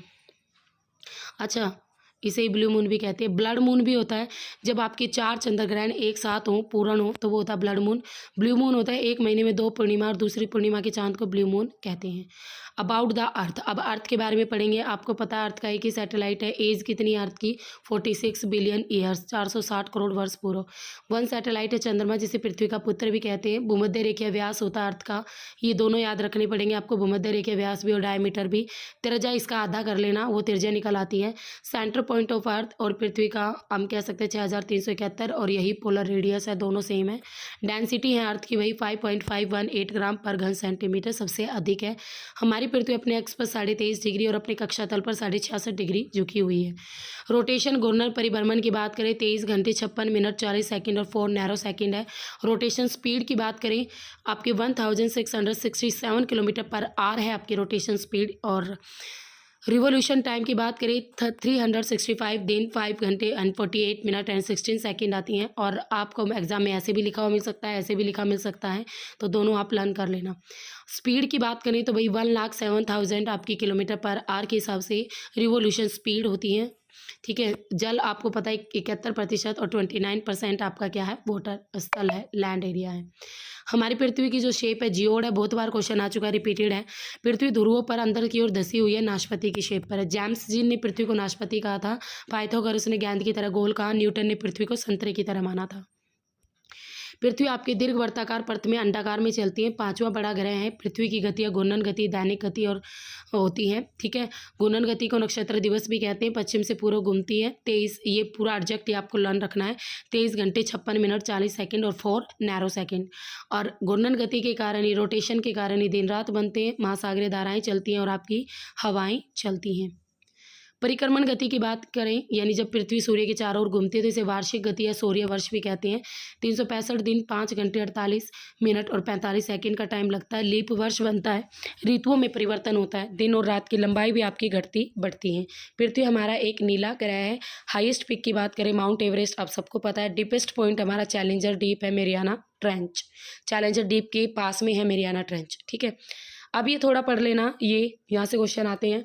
देखो सबसे पहले सूर्य है ना 21 मार्च को भूमध्य रेखा पर होता है, फिर 21 जून को 3 महीने में कर्क रेखा पर पहुंच जाता है, फिर नेक्स्ट 3 महीने दोबारा से भूमध्य रेखा पर आता है 23 सितंबर, फिर 3 महीने में 22 दिसंबर को आपका मकर रेखा पर होता है, फिर 22 दिसंबर के बाद 21 मार्च को अगेन आपका भूमध्य रेखा पर होता है। ठीक है। तो ये अलग अलग आपके पार्ट होते हैं। डीप पॉइंट होता है मृत सागर, इजराइल, जॉर्डन लेवल से नीचे। 21 मार्च और 23 सितंबर दोनों गोलार्धों में दिन और रात बराबर होते हैं, जिसे इक्विनॉक्स कहते हैं। 21 मार्च बसंत इक्विनॉक्स होता है, 23 सितंबर शरद विषुव होता है, 21 जून आपका ग्रीष्म अयनात होता है और 22 दिसंबर को शरद अयनांत होता है। अयनांत को होता है वर्ष का वह समय जब दिन और रात की अवधियों में अंतर सबसे ज़्यादा होता है, उसे अयनांत बोलते हैं। अब देखो सबसे बड़ा दिन छोटा दिन, यहाँ से भी एग्जाम में क्वेश्चन आते हैं।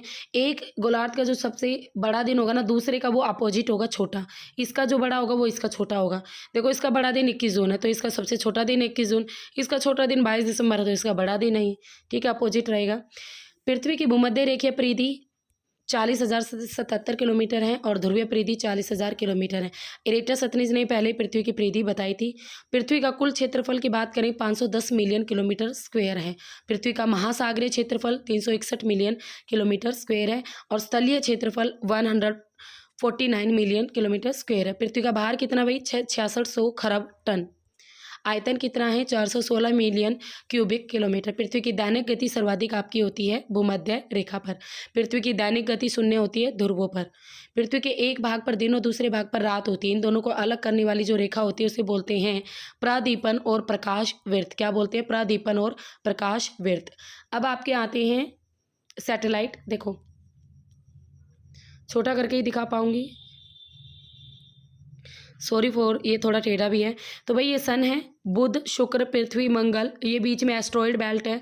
फिर आपके बृहस्पति, शनि, सैटर्न, अरुण और वरुण। इस तरीके से आपके आते हैं। ग्रह वो होते हैं जो आपके ग्रह किसे बोलते हैं? वे पिंड जो वृत्ताकार पथ पर सूर्य के चारों ओर घूमते हैं ना, उन्हें ग्रह बोलते हैं, प्लैनेट। और जो पिंड इन ग्रहों के चारों ओर चक्कर काटते हैं उन्हें हम क्या बोलते हैं? उन्हें उपग्रह बोलते हैं, सैटेलाइट। ठीक है। अपने अक्ष पर जब ये घूमते हैं तो उसे हम बोलते हैं घूर्णन या परिभ्रमण। और जब ये सूर्य के चारों चक्कर लगाते हैं तो उसे बोलते हैं आपका परिक्रमण। बुध, देखो सूर्य के सबसे नज़दीक है बुध, सबसे छोटा है, सबसे आंतरिक है, सबसे तेज़ है, रिवोल्यूशन है, परिक्रमण स्पीड भी सबसे ज़्यादा, देवताओं का दूत कहते हैं।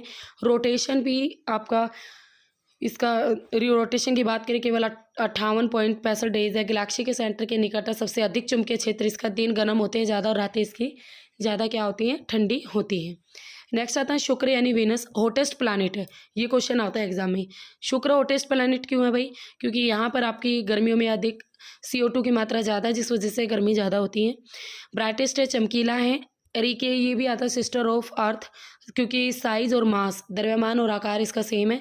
अपने एक्सिस पर झुका हुआ है ये 47.8 degree. Morning star, evening star, rotation 243 days, revolution 255 days. Rotation speed सबसे कम है इसकी, कोई भी सैटेलाइट नहीं है इसका। और एक इसका ये भी आता है, ये विपरीत चक्कर लगाता है सूर्य के चारों ओर, ईस्ट टू वेस्ट। इस वजह से सूर्य उदय वेस्ट में होता है और अस्त होता है ईस्ट में।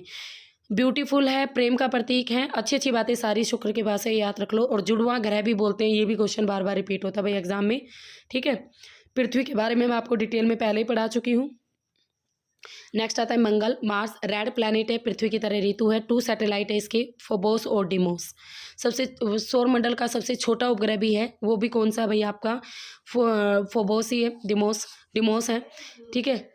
गॉड ऑफ वार भी पृथ्वी की तरह ध्रुव भी है, पृथ्वी की तरह अक्ष पर झुकाव भी है 23.5 डिग्री। गहरे गड्ढे भी है। ओलंपिया सर्वोच्च शिखर निक्स ओलंपिया भी पूरे सौरमंडल की हाईएस्ट पिक, माउंट एवरेस्ट से 3 गुना अधिक ऊंची है ये पिक्स। पूरे निक्स ओलंपिया पूरे सौरमंडल की सबसे हाईएस्ट पिक है ये। ठीक है। थोड़ा बहुत जीवन संबंध है भाई। बृहस्पति आकार में सबसे बड़ा है, देवताओं का राजा और गुरु भी कहते हैं। रिवोल्यूशन 11.9 ईयर्स है। सबसे कम इसका रोटेशन है, हाईएस्ट रोटेशन है, बहुत स्पीड ज़्यादा है। 9 घंटे और 55 मिनट में सूर्य का एक चक्कर कंप्लीट कर देता है। 5 रिंग्स है इसके पास। एक ये क्वेश्चन आता है, सौर मंडल का सबसे बड़ा प्लैनेट कौन सा है? तो भाई गैनीमेड है। ग्रेड रेड स्पॉट है इसमें, विशाल लाल धब्बा, लार्जेस्ट सैटेलाइट है गैनीमेड। 79 सैटेलाइट है बृहस्पति की। गैसीय दानव भी बोलते हैं, यूरोपा, गैलीलियन, गैनीमेड, कैलिस्टो, ये सारे के सारे इनके सैटेलाइट है। शनि यानी सैटर्न 82 सैटेलाइट है। टाइटन सबसे बड़ा सैटेलाइट है, 7 रिंग्स है, सभी कलरफुल है। विशाल आपका काला धब्बा है, 2 लार्जेस्ट प्लैनेट है। अर्थ से 9 गुना ज़्यादा बड़ा है। Rotation 10.40 minute. रिवोल्यूशन आपका 29 साल और 5 मंथ होता है। कृषि का देवता और पानी में तैरता हुआ ग्रह भी कहते हैं शनि को। अरुण, जिसको इंग्लिश में यूरेनस भी बोलते हैं, अरुण 27 सैटेलाइट है भाई अरुण के पास। आपके 98 डिग्री एंगल पर झुका हुआ है, लेटा हुआ ग्रह भी बोलते हैं इसे।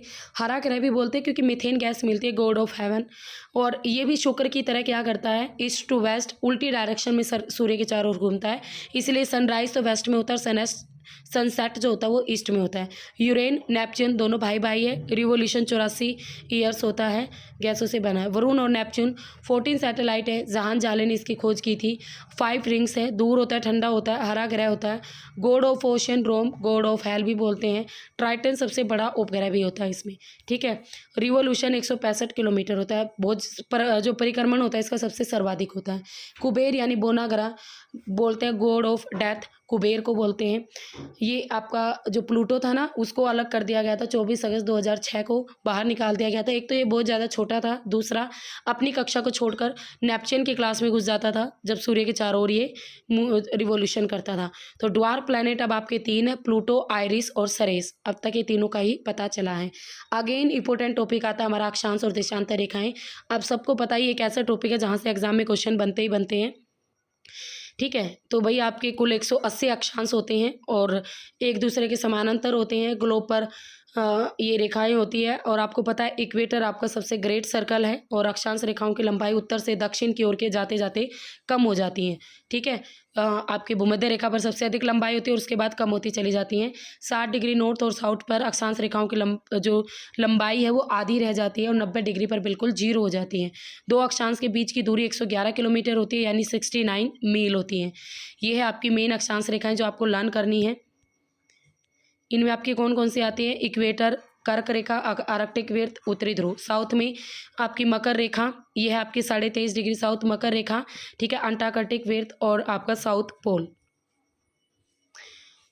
तो यहाँ पर आपके कटिबंध भी सुन लो। ये आपका 0 डिग्री से 23.5 डिग्री नॉर्थ और साउथ के बीच है आपका उष्ण कटिबंध यानी ट्रॉपिकल एरिया। 23.5 से 66, 23.5 से 66 के बीच है भाई आपका सब ट्रॉपिकल कटिबंध। और 66 साउथ से 90 डिग्री साउथ और 66 डिग्री नॉर्थ से 90 डिग्री नॉर्थ, ये है आपकी पोलर एरिया। देशांतर रेखा किसी भी स्थान की 0 डिग्री देशांतर से पूर्व और पश्चिम दिशा में जो कोणात्मक दूरी है उसको उसका देशांतर कहते हैं। देशांतर 0 डिग्री देशांतर, प्रधान देशांतर रेखा, प्रधान मध्याह्न रेखा, prime meridian line, Greenwich mean time, ये सारे आपके देशांतर रेखा हैं। 0 डिग्री लंदन के पास ग्रीनच वेधशाला से गुजरती है आपकी देशांतर रेखा। ये पूर्वी देशांतर है, ये पश्चिमी देशांतर है। ग्लोब पर समान देशांतर वाले बिंदुओं को प्रकट करने वाली काल्पनिक अर्धवृत्तों को देशांतर रेखाएं कहते हैं। देशांतर रेखाएं आपके सेमी सर्कल्स बनाती है। क्या बनाती हैं? सेमी सर्कल बनाती है यानी अर्धवृत्त बनाती हैं। सभी देशांतर उत्तरी और दक्षिणी सिरों पर आपस में मिल जाती हैं। 180 + 180 यानी 360 आपकी देशांतर रेखाएं होती हैं और इनके जाल को भाई ग्रिड कहते हैं। ये क्वेश्चन एग्जाम में आ चुका है। याद रखना, आपके अक्षांश रेखाओं के बीच की जो दूरी थी वो 111 किलोमीटर थी और देशांतर रेखाओं के बीच की दूरी 111.322 किलोमीटर होती हैं। 90 डिग्री पर जीरो हो जाती हैं। सभी देशांतर रेखाएं ध्रुवों पर मिलती हैं। पृथ्वी पर और ग्लोब पर किसी भी स्थान की अवस्थिति का यानी अगर आपको लोकेशन का पता लगाना है तो देशांतर रेखाएं और अक्षांश रेखाएं हमारी हेल्प करती है किसी भी कंट्री की, किसी भी स्टेट की लोकेशन जानने में। 0 डिग्री देशांतर इसे आपकी ग्रीनविच मीन टाइम या प्राइम मेरिडियन टाइम यानी पीएमटी के नाम से जाना जाता है। 1884 में इसे एक्सेप्ट किया गया था। ये क्वेश्चन एग्जाम में आ चुका है और ये भी आता है। दोनों की फुल फॉर्म भी आती है और कौन सी रेखा को कहते हैं ये भी आता है। मोस्ट इंपॉर्टेंट है। अटलांटिक महासागर से गुजरती है। 8 देशों को ये टच करती है। तो पीजीटी स्टूडेंट्स को पता होना चाहिए किन किन देशों को ये टच करती है। यूरोप में भाई great Britain, England, France, Spain में से गुजरती हैं और अफ्रीका में अल्जीरिया, माली, बुर्किना फासो, घाना और टैगा में से गुजरती हैं। घाना कंट्री में ये लेक वोल्टा को काटती हैं। ठीक है, जीएमटी और आईएसटी यानी ग्रीनविच मीन टाइम और इंडियन स्टैंडर्ड टाइम दोनों में 5.5 घंटे का अंतर है और पूरी पृथ्वी को 24 टाइम जोन में डिवाइड किया गया है। ये आपकी वो कंट्रीज़ हैं जहाँ से आपकी 0 डिग्री देशांतर रेखा गुजरती है। ट्रिक है ये, मेरी गर्लफ्रेंड का एटीएम एसबीआई का है तो देख लेना। फ़नी ट्रिक बनाती हूँ मैं, ऐसे ही मेरे माइंड में जो कुछ आ जाता बना देती हूँ। 82.5 डिग्री पूर्वी देशांतर रेखा। गाइस कितनी मेहनत से पढ़ा रही हूँ। मैक्सिमम लाइक शेयर करनी है आपको वीडियोस को, ठीक है, और शेयर जितना ज़्यादा करोगे उतने व्यूज़ आएंगे तो मेरा चैनल भी थोड़ा ग्रो करेगा। सब्सक्राइब करना ज़रूर करें और उसके साथ साथ है ना, सब्सक्राइब के साथ साथ आप बेल आइकन भी प्रेस कीजिए ताकि न्यू वीडियो का आपके पास नोटिफिकेशन ईजिली पहुंच जाए। तो मेरे चैनल का तो आप सबको पता है, फिर भी मैं नाम लिख देती हूँ, स्टडी विद दीपा सैनी। इस चैनल के साथ आप मैक्सिमम जुड़िए। यहाँ पर बहुत सारा मटेरियल है टीजीटी, एसएसटी और पीजीटी स्टूडेंट्स के लिए। तो भाई 82.5 डिग्री पूर्वी देशांतर रेखा IST Indian standard time line, ये इंडिया की टाइम लाइन है। ये आपको इसकी स्थापना हुई थी 1 सितंबर 1947 को इलाहाबाद के नैनी से गुजरती है। भारत का मानक समय भी इसे कहते हैं। ये ट्रिक है भारत के स्टेट याद करने की जहाँ से आपकी इंडियन स्टैंडर्ड टाइम लाइन गुजरती है। आईएसटी और जीएमटी में 5.5 घंटे प्लस में है। श्रीलंका भारत के समय को मानता, पाकिस्तान हमसे आधा घंटा पीछे है, बांग्लादेश हमसे आधा घंटा आगे है, नेपाल हमसे 15 मिनट आगे है। 180 डिग्री पश्चिमी पश्चिमी देशांतर रेखा, ये होती है इंटरनेशनल डेट लाइन, इससे हमारी डेट निर्धारित होती है। तो ये याद रखना ये कौन सी है, 180 डिग्री पश्चिमी देशांतर रेखा। बच्चे पूर्वी कराते हैं, वो गलत होता है, ठीक है। ये ओनली पानी के ऊपर से है, आपके महासागर के ऊपर से, आर्कटिक महासागर, बेरिंग सागर और प्रशांत महासागर के ऊपर से। इसे पार करते ही 24 घंटे का अंतर आ जाता है। ईस्ट टू वेस्ट जाओगे तो एक दिन पीछे जाओगे, अगर वेस्ट टू ईस्ट आ रहे तो एक दिन आपको प्लस मिलेगा। कोई भी कॉन्टिनेंट को टच नहीं करती। क्यों नहीं टच करती? अगर टच करेगी तो एक ही कॉन्टिनेंट में 2 डेट हो जाएंगे। 0 डिग्री के बिल्कुल ठीक विपरीत है। इस रेखा का निर्धारण वॉन्सिंगटन में हुआ था एक सम्मेलन के अंदर। 4 बार इसमें विचलन पड़े हैं, मोड़ पड़े हुए हैं इसमें 4 बार, ठीक है। और ये कहाँ कहाँ विचलित होती है, कहाँ कहाँ इसमें मोड़ है, तो एक तो बेरिंग संधि के पास, एक आलूशियन के पास, फिजी के पास और टोंगो द्वीप के पास, और ये सारे के सारे आपके प्रशांत महासागर में है, ठीक है। 884 ईस्वी में 180 डिग्री पश्चिमी देशांतर रेखा को निर्धारित कर दिया गया था। नेक्स्ट आती है आपकी विषुवत रेखा यानी इक्वेटर, 0 डिग्री भूमध्य। सबको पता है इक्वेटर क्या होती है। 3 महाद्वीपों से गुजरती है भाई, दक्षिण अमेरिका, अफ्रीका और एशिया। और आपके दक्षिण अमेरिका में इक्वेडोर, कोलंबिया और ब्राज़ील से, एशिया में मालदीव, इंडोनेशिया, किरिबाती और नोरू से, ठीक है, ये ट्रिक है इंडोनेशिया की मौसी। और उसके बाद अफ्रीका के Sao Tomé princess, Gabon, Congo गणराज्य, कांगो का लोकतांत्रिक गणराज्य, Uganda, Kenya, Somalia, in country से टच होती है। क्वेश्चन ऐसे आएगा कि निम्न में से किस देश में से भूमध्य रेखा नहीं गुजरती है या गुजरती है। तो आप ये वीडियो पॉज करके ट्रिक देख लेना, इन ट्रिक के जरिए आप कंट्रीज़ को पढ़ लेना, आपको सारी की सारी समझ में आएंगी कहाँ से आपकी भूमध्य रेखा गुजरती है। पृथ्वी पर सबसे बड़ा वृत्त बनाती है, सबसे बड़ा सर्कल 21 मार्च और 23 सितंबर को सूर्य बिल्कुल इसके ऊपर होता है वर्टिकल। कर्क रेखा, tropic of cancer 23.5 degree north, कर्क रेखा 18 देशों से गुजरती है। और यहाँ पर ये आती है आपकी ट्रिक। मैं अल्जीरिया वाले मामा और माँ के साथ इनाम लेने के लिए यूएई गई, तो बताओ बाग में मोर को चाची ने कैसे संभाली होगी। तो इस तरीके से ये 18 कंट्रीज़ हैं और ये इसकी ट्रिक है। तो जहाँ से कर्क रेखा गुजरती है तो आप इनको पढ़ लेना। पाकिस्तान से नहीं गुजरती, एक बार ये क्वेश्चन आया था कि पाकिस्तान ऑप्शन में था। कर्क रेखा भारत के इन 8 राज्यों से गुजरती है और ये है ट्रिक मित्र पर गमछा झार, तो इससे आपको याद हो जाएंगे। कर्क रेखा 21 जून को सूर्य सीधा चमकता है। कर्क संक्रांति और ग्रीष्म अयानात इसे हम बोलते हैं। मकर रेखा, मकर संक्रांति, शरद अयानात 10 देशों से गुजरती है मकर रेखा, और यह इसकी ट्रिक अर्ज किया है बोत्सवाना, दक्षिण अफ्रीका में आना और मोजे में डालकर चिप ब्राज़ील ले जाना। तो अर्जेंटीना, बोत्सवाना, दक्षिण Africa, Australia, Namibia, Mozambique, Madagascar, Chile, Paraguay, Brazil, ये सारी आपकी आती हैं भाई किसमें, इन 10 कंट्रीज़ में मकर रेखा गुजरती हैं। अफ्रीका आपका एकमात्र ऐसा महाद्वीप है जिसमें से कर्क, मकर और भूमध्य तीनों रेखाएं गुजरती हैं, ठीक है। तीनों की तीनों रेखाएं क्या होती हैं, गुजरती हैं। अब आता है पृथ्वी, हाउ टू कैलकुलेट टाइम। भाई पृथ्वी देखो हम टाइम कैसे कैलकुलेट करेंगे। पश्चिम से पूर्व घूमने में पृथ्वी 24 घंटे लगाती है और पश्चिम से पूर्व घूमने में पृथ्वी 360 डिग्री घूम जाती है। डिवाइड कर दो, यानी पृथ्वी 1 घंटे की वैल्यू निकल आई। 24 घंटे में पृथ्वी 360 घूमती है तो 1 घंटे में भाई 15 डिग्री घूम जाती है। अब 1 घंटे में 15 डिग्री घूमती है, ठीक है। तो अब आपको 1 घंटे में यानी 60 मिनट में 15 डिग्री घूमती है, तो हम निकालते हैं एक देशांतर रेखा को पार करने में कितना टाइम लेगी। तो भाई डिवाइड कर दो, 4 मिनट का समय लेगी। तो आप ऐसे लन रखना, 1 डिग्री देशांतर रेखा को पार करने में कितना टाइम लेती है आपकी अर्थ, 4 मिनट का।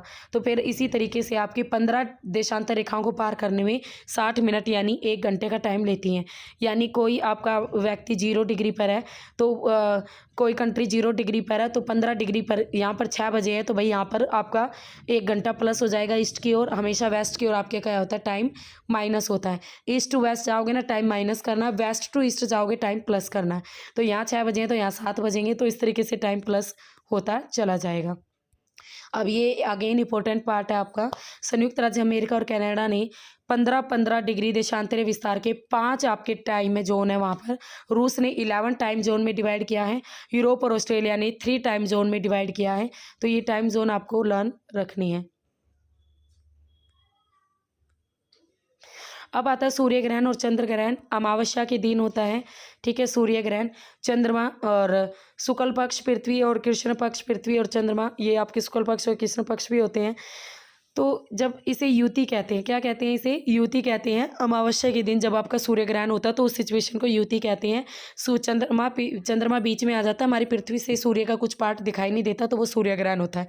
जब सूर्य, चंद्रमा, पृथ्वी एक सीधी रेखा में होते हैं तो उसे सिज्जिकी भी कहते हैं। ये क्वेश्चन एग्जाम में आते हैं, युति सिज्जिकी क्या होते हैं। 2 प्रकार का सूर्य ग्रहण होता है, एक पूर्ण होता है, एक आंशिक होता है, यानी कम सूर्य ग्रहण होता है। चंद्र ग्रहण होता है, इस जब चंद्र ग्रहण होता है तो उस सिचुएशन को वियुति कहते हैं। अब सूर्य और चंद्रमा के बीच में हमारी पृथ्वी आ जाती है, ठीक है, और इसमें सूर्य का जो प्रकाश है चंद्रमा के कुछ पार्ट तक नहीं पहुंच पाता और चंद्रमा कम दिखाई देता है, तो ये पूर्णिमा को आपका होता है। नेक्स्ट आते हैं सैटेलाइट। सैटेलाइट से भी क्वेश्चन आते हैं भाई। प्राकृतिक चांद और कृत्रिम मानव द्वारा निर्मित सैटेलाइट 2 टाइप्स के होते हैं। मानव द्वारा निर्मित ध्रुवीय होते हैं और जियो स्टेशनरी यानी पोलर सैटेलाइट PSLV और जियो स्टेशनरी यानी GSLV।